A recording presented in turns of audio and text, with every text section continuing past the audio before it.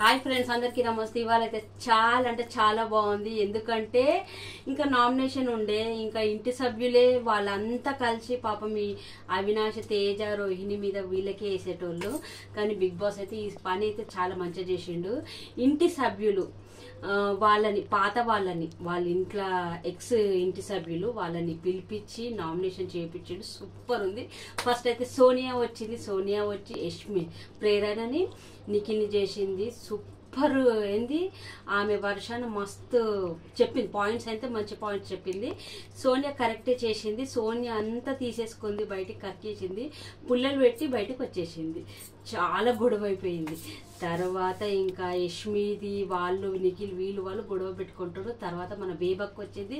బేబక్ వచ్చి కూడా కొద్దిగా పాయింట్స్ ఆమె ఏం రేస్ చేయలేదు. నన్ను ఎందుకు నామినేషన్ చేసినావు ఆ సీజన్లో, అప్పుడు పప్పు ఉడకకపోతే నాదా తప్ప ఆమె చెప్పింది.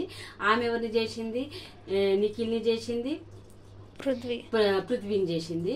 తర్వాత ఇంకా మన శేఖర్ భాష వచ్చిండు, అన్న సూపర్ చెప్పిండు. మన ప్రేరణని యష్మిని డైరెక్ట్ చేసిండ్రు.